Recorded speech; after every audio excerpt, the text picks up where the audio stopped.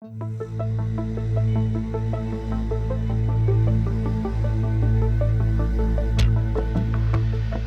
bonjour à tous. Donc, comme l'a dit Cédric, moi je suis docteur en droit, donc je vais vous parler d'aspects juridiques liés à l'anonymisation des données. Et en particulier, je vais revenir sur une affaire qui a été traitée en avril dernier par la Cour de justice de l'Union européenne et qui porte sur la définition de la notion de données personnelles au regard notamment de la notion d'anonymisation. Alors, simplement pour vous signaler que du coup, cette présentation est une sorte de synthèse d'un article que j'ai publié du coup en novembre dans le European Law Blog, donc je vous invite à le lire si ça vous intéresse. Voilà pour l'instant, autopromo. Et donc je vais revenir un peu en détail sur cette affaire pour que l'on sache de quoi on parle. Alors, on se replace dans le contexte d'une procédure de résolution bancaire qui concerne une banque espagnole.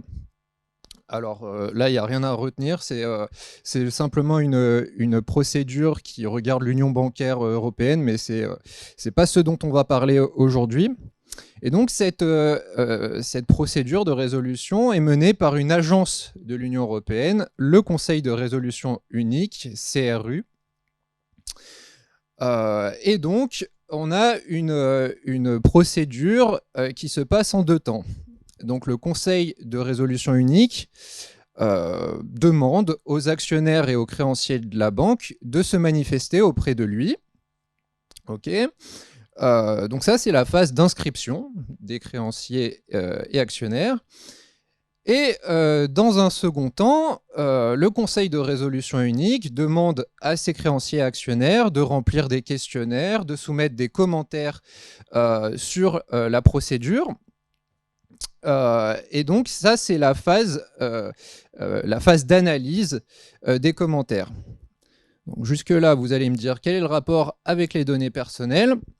Eh bien, on y vient. Le Conseil de résolution unique va attribuer à chacun des commentaires reçus de la part des actionnaires un code alphanumérique, donc une suite de chiffres générés aléatoirement, donc à chacun des commentaires.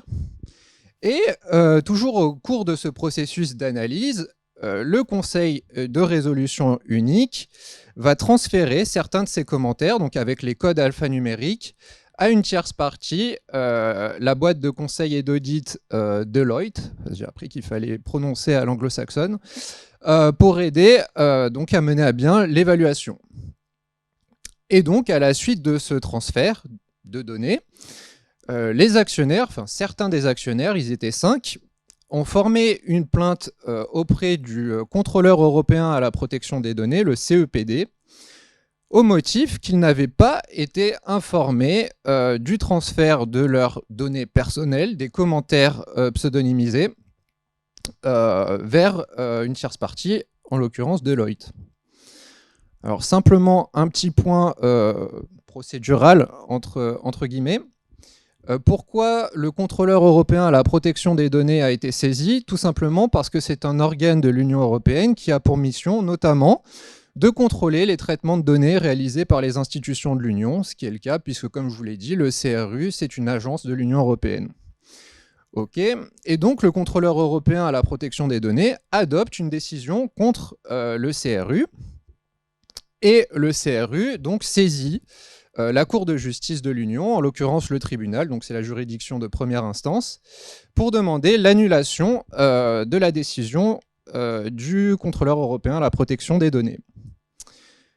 Alors, un dernier point de précision, cette affaire porte sur l'interprétation du règlement que je vous ai mis au tableau. Donc, c'est le règlement relatif au traitement de données réalisé par les institutions et organes de l'Union. Alors, c'est important parce que cette affaire ne porte pas directement sur l'interprétation du RGPD, le règlement général sur la protection des données. Cependant, si vous voulez, les deux textes ont des dispositions similaires et doivent être interprétés de manière uniforme. Donc, ce qui va se dire sur l'interprétation de ce règlement vaut aussi pour le RGPD. Donc, finalement, la Cour se retrouve à devoir trancher une question qu'on peut résumer comme ça. Est-ce que le Conseil de résolution unique a transféré des données personnelles à Deloitte en méconnaissance, finalement, de ce règlement, en ce qu'il aurait dû informer les personnes concernées du traitement de leurs données? Donc, sous cette question assez générale, on a finalement deux sous-questions. Premièrement, est-ce que les commentaires en tant que tels peuvent être considérés comme des données personnelles, des données se rapportant à des personnes physiques? Donc là, la question qui s'est posée, c'est est-ce que les commentaires étaient l'expression de points de vue personnels des actionnaires? Je laisse cette question de côté volontairement.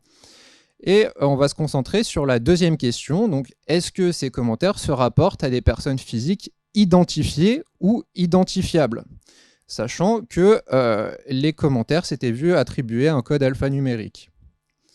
Alors évidemment, on a deux parties à l'instance, deux parties dans l'affaire, donc on a deux visions qui s'opposent. Le contrôleur européen à la protection des données nous dit tout simplement, et donc on peut le retrouver dans ses plaidoiries, les commentaires ont été pseudonymisés, ce sont donc des données pseudonymisées, et donc les données pseudonymisées doivent être considérées comme des données personnelles. Et le Conseil de résolution unique nous dit les données transférées n'étaient pas des données personnelles. Pourquoi? Parce que Deloitte, donc la partie qui réceptionne les données, n'était pas en mesure de les réidentifier. Donc Deloitte nécessairement traitait des données non personnelles. Les données étaient anonymisées entre les mains de Deloitte. Alors, un petit point sur la réglementation pour vous dire que justement, que ce soit le RGPD ou le règlement en question dans cette affaire, traite les données pseudonymisées et les données anonymisées de manière radicalement différente. Pourquoi? Parce que les données pseudonymisées sont réputées être des données personnelles auxquelles la réglementation sur la protection des données s'applique. Et à contrario, les données anonymisées sont considérées comme des données non personnelles et par conséquent, le droit de la protection des données à caractère personnel ne s'applique pas aux données anonymisées. Donc on voit que cette question a une grande importance.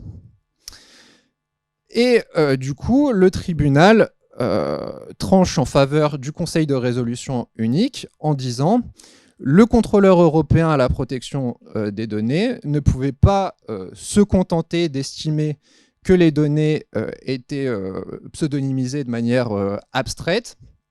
Il aurait dû se placer du point de vue de Deloitte, du destinataire des données, pour considérer si les données étaient ou non des données personnelles.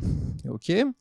Et pour ça, il faut regarder si Deloitte, le destinataire des données, disposait de moyens légaux et réalisables d'obtenir les informations nécessaires à la réidentification.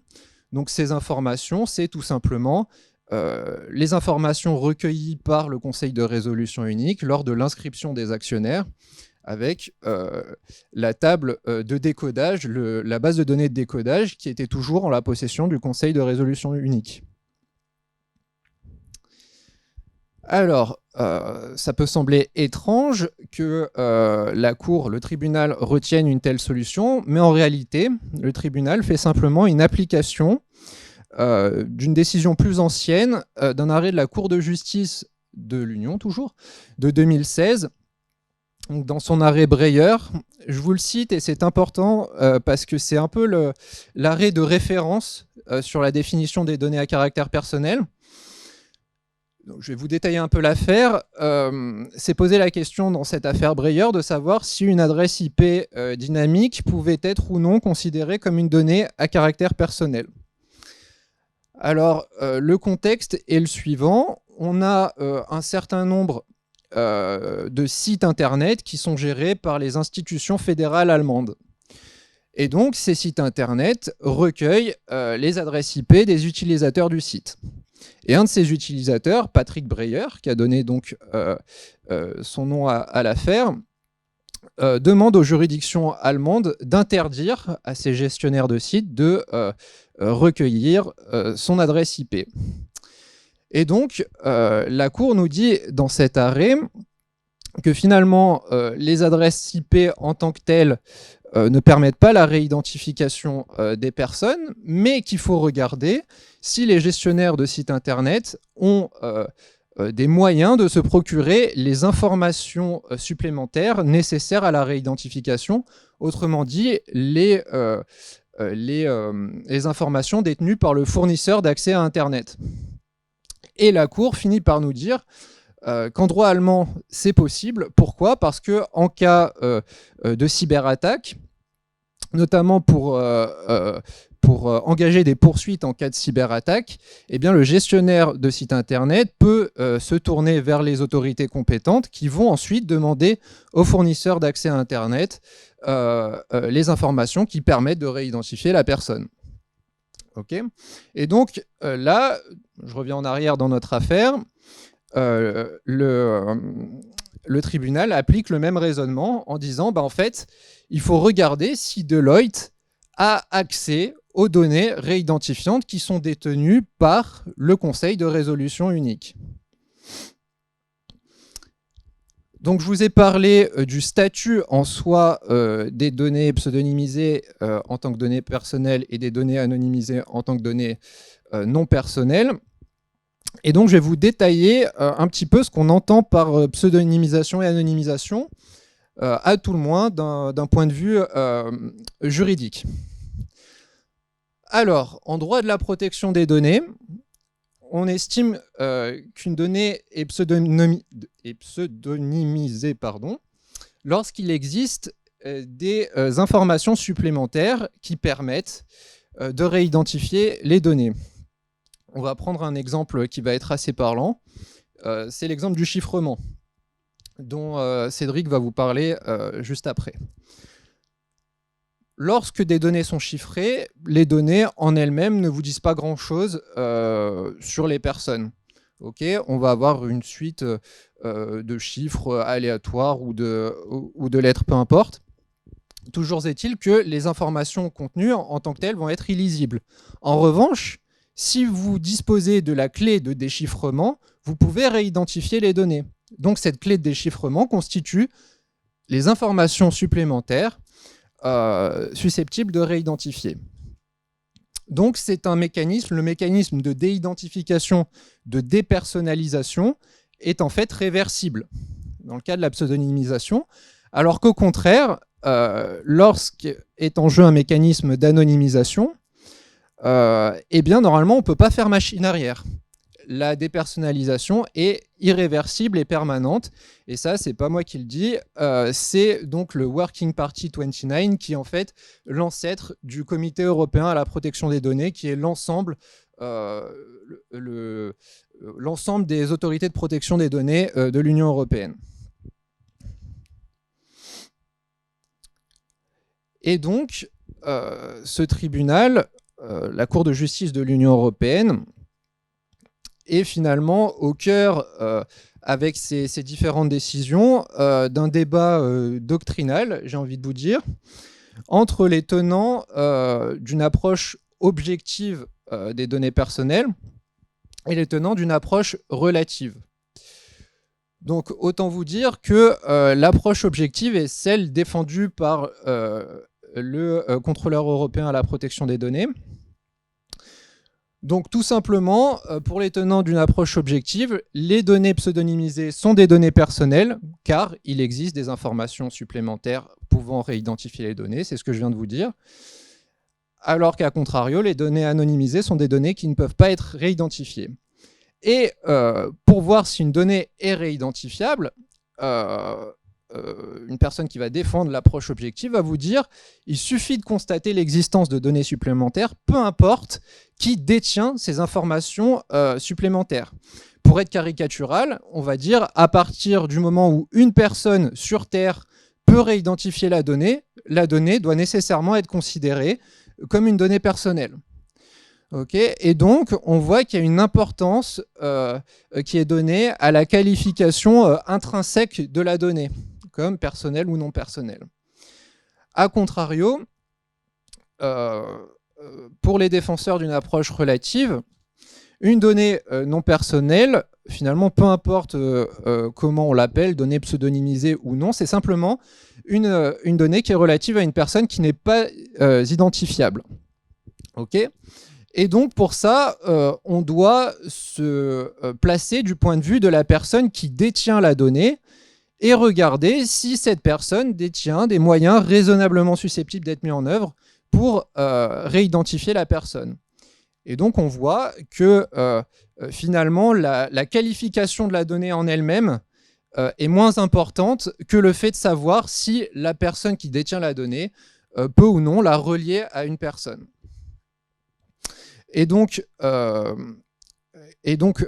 évidemment, là, dans notre cas, CRU contre CEPD, le tribunal a très clairement tranché en faveur d'une approche relative. Pourquoi ? Parce que le tribunal ne nie pas que le conseil de résolution unique peut réidentifier les données. Il ne nie même pas que les données constituent des données personnelles pour le conseil de résolution unique.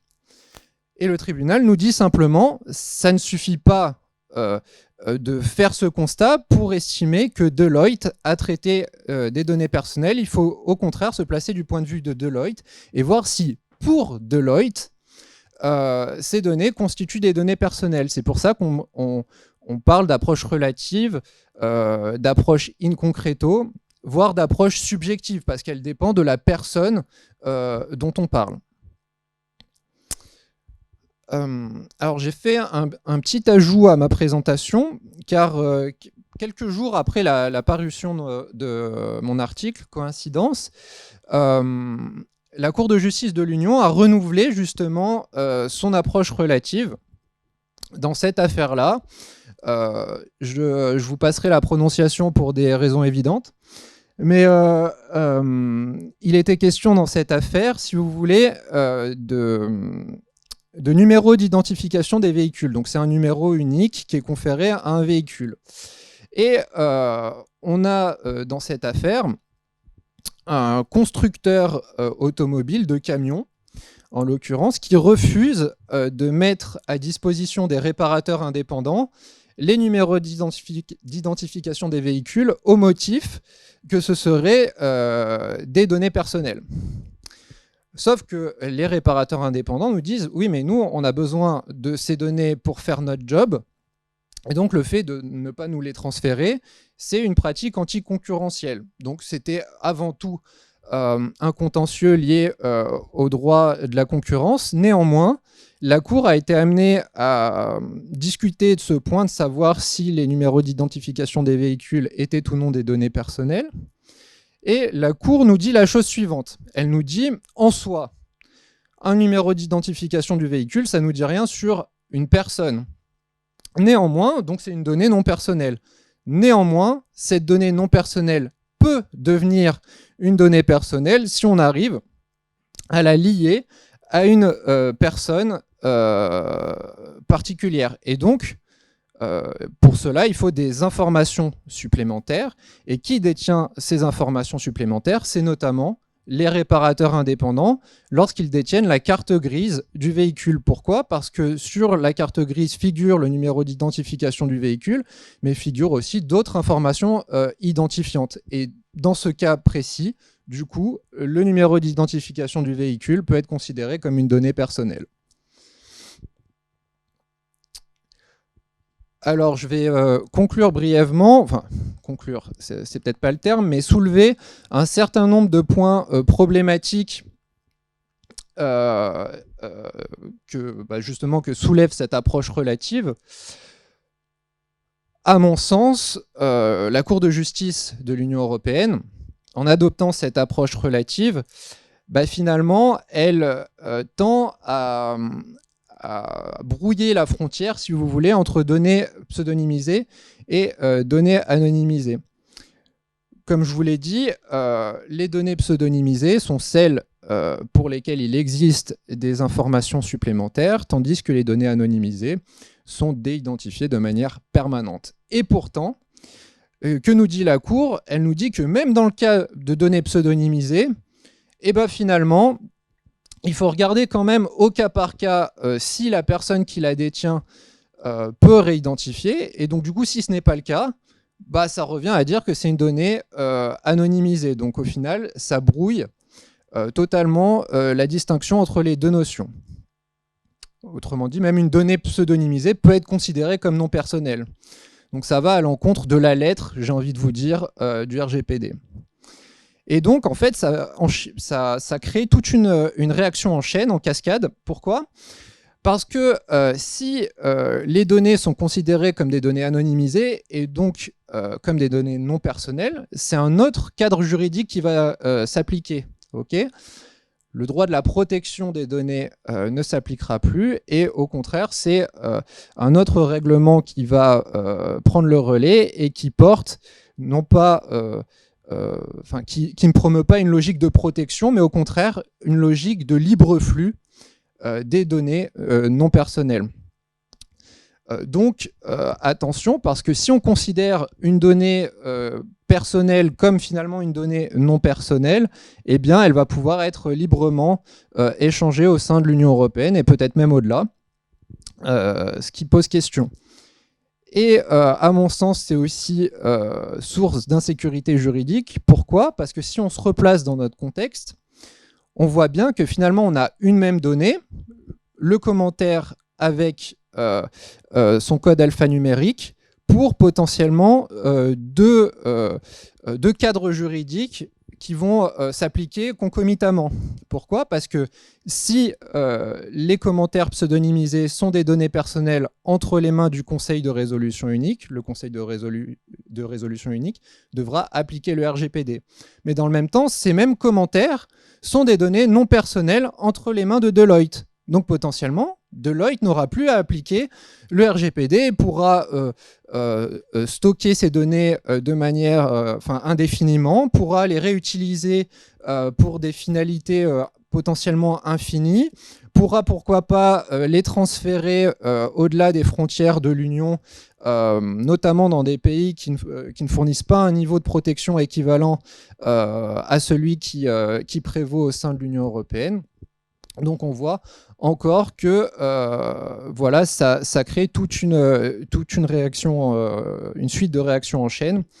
Et donc j'ai envie de vous dire que le sujet majeur, c'est la perte de contrôle finalement des citoyens européens sur leurs données. C'est ce à quoi un tel raisonnement pourrait aboutir. Et une petite quand même... comment dirais-je, lueur d'espoir, c'est le fait que cette décision a fait l'objet d'un appel par le contrôleur européen à la protection des données, au motif notamment que dans sa décision, le tribunal n'a pas suffisamment pris en compte justement la notion de pseudonymisation. Et donc, on va suivre cette affaire de près et voir si la Cour de justice, donc en appel, reviendra ou non sur la décision du tribunal. Et j'en ai fini. Je vous remercie de votre attention.